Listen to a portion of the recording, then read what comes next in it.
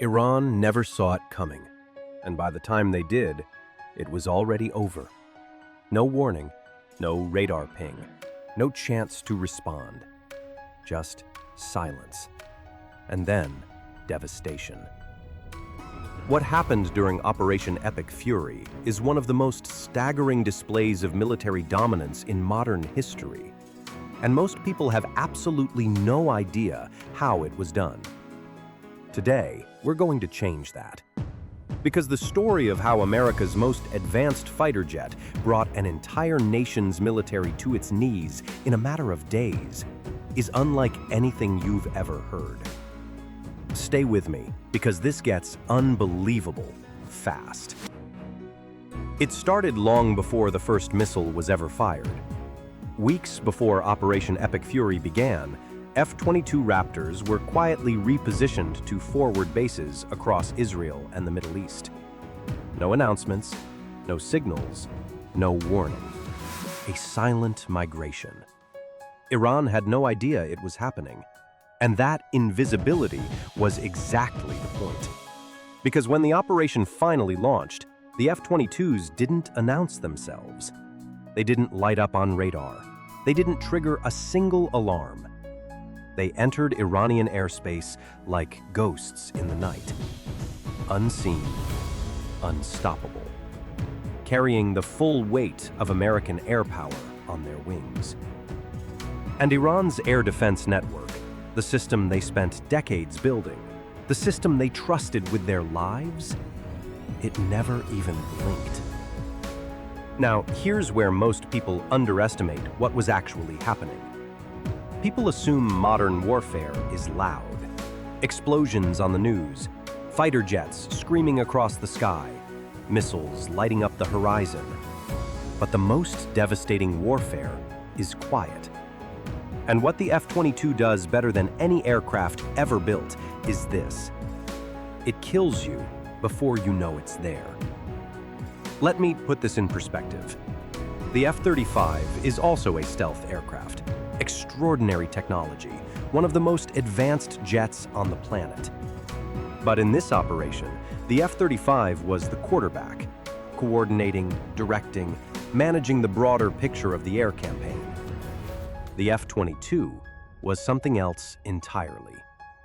It was the apex predator, sent in first, sent in alone, tasked with one mission: smash every air defense Iran had, seize the sky, leave nothing standing. And here's the number that tells you everything you need to know. By March 30th, 80% of Iran's air defenses had been completely destroyed. 80%. Gone in days. But here's how you know that number is real and not just military spin. The United States started flying B-52 bombers over Iranian territory. Think about that for a second. The B-52 is a massive aircraft, loud, slow, enormous on radar, a relic of Cold War strategy that has no business flying over a country with functioning air defenses. It would be a death sentence, unless there are no air defenses left to shoot it down. The fact that B-52s are cruising across the Iranian mainland tells you everything. The skies belong to America. Completely, totally, without question. And it was the F-22 that made that possible. But here's what makes the Raptor genuinely terrifying. After it destroyed Iran's radar networks, it didn't go home. It stayed, and it changed roles. The F-22 became an invisible intelligence node floating silently over the battlefield, using its sensors to identify targets, locate hidden installations, pinpoint IRGC positions. And then it would do something almost sinister in its elegance. It would relay those coordinates to older aircraft, F-16s, heavy bombers, platforms that Iran could actually detect on radar. Iran would see the F-16 coming. They'd track it, focus everything on it, and never realized the F-22 had already identified the target, passed the information, and silently drifted to another sector before anyone knew it was there. Layered, invisible, ruthless. There was nothing Iran could do.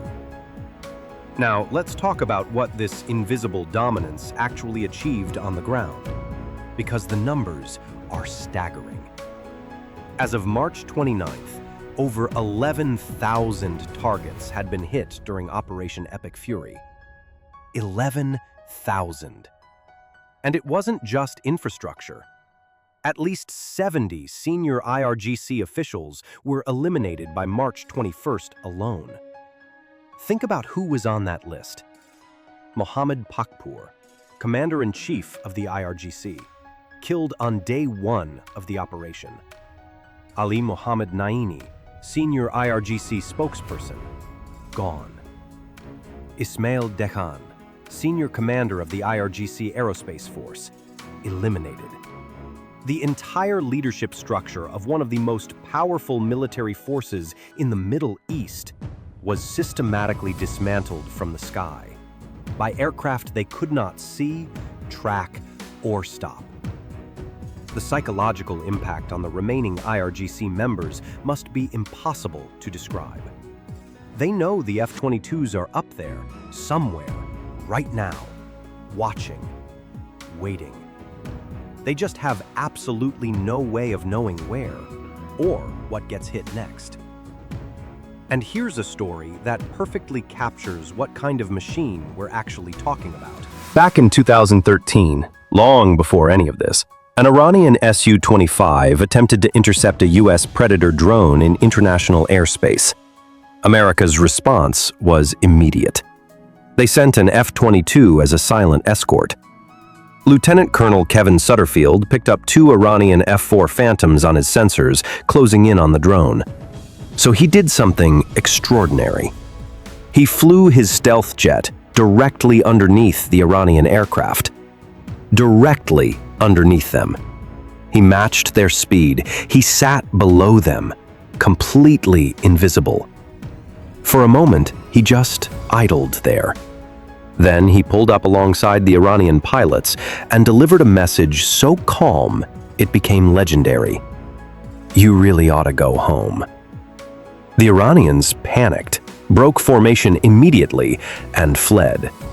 They had no idea he was there until he chose to reveal himself. That moment right there, that is the F-22. That is what Iran has been dealing with over their own territory every single day, since Operation Epic Fury began. Now, let's talk about why this aircraft is physically capable of doing what nothing else can. The F-22 hits Mach 2, faster than almost anything in the sky. But here's what makes it truly unique. Supercruise. The Raptor can maintain supersonic speed without using its afterburners. And afterburners produce a massive infrared heat signature that even basic systems can detect. No afterburners, no heat trail, no signature. It screams across the sky at supersonic speed and leaves no trace for infrared sensors to follow. Its range exceeds 1,850 miles, allowing it to loiter over a battlefield for extended periods. Its weapons are carried internally, meaning no external pylons breaking the stealth profile. GBU-39 small-diameter bombs, precise enough to thread a needle from altitude. AIM-120 missiles for air-to-air threats, and M61 cannon for close-range destruction. Every design decision serves one purpose. Get in, destroy the target, get out. Leave no evidence you were ever there. Iran built their military strategy around fighting enemies they could see. The F-22 doesn't give them that option. And now, Operation Epic Fury is entering its most dangerous phase yet. 2 Marine Expeditionary Units, the 31st and the 11th, plus paratroopers from the 82nd Airborne Division, approximately 6,000 elite troops positioning in the region. Their likely target? Karg Island. This is not a symbolic target. This is the economic heart of Iran's entire oil operation. 90% of Iran's crude oil exports flow through this single island. Seize Karg Island, and you effectively seize Iran's economic lifeline. The plan is to use it as leverage.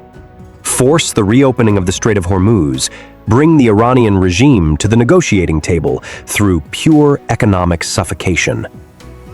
But here's where it gets genuinely dangerous. Karg Island is covered in oil infrastructure. Storage tanks, processing terminals, miles of flammable pipeline. Military analysts have been blunt about the risk.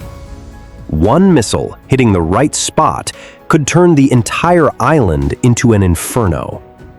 Ground troops would be fighting inside a potential fireball, and the F-22s will be tasked with softening those defenses first, patrolling the coastline, intercepting Iranian missiles and drones before they reach American forces on the ground. The highest stakes mission of the entire operation. And beyond Karg Island, there are discussions about targeting something even more alarming. Iran's water desalination plants. Iran is in its 5th consecutive year of extreme drought. Reservoirs sitting at just 10% capacity. The civilian population already stretched to breaking point. Destroying desalination infrastructure wouldn't just hurt the regime, it would create a humanitarian catastrophe on a massive scale. This is the razor's edge the operation is now walking. Military dominance on one side, civilian consequences on the other. And somewhere above all of it, invisible and patient, the F-22 continues its patrol, waiting for the next target, relaying the next coordinates, delivering the next strike before anyone even knows it's coming. Iran is cornered. American ground forces closing in from the sea, invisible aircraft owning the sky above, an entire air defense network reduced to rubble in less than a week. The IRGC began this conflict believing they had the capability to defend their nation. They were wrong, and the F-22 Raptor proved it in the most absolute, overwhelming, and humiliating way possible. So here is the question I want to leave you with. Not about Iran, not about the F-22, about you. We live in a world where the balance of power can shift completely in a matter of days, where technology can make yesterday's strength completely irrelevant overnight, where the side that adapts fastest wins decisively. That principle doesn't just apply to warfare. It applies to every area of life. So ask yourself honestly,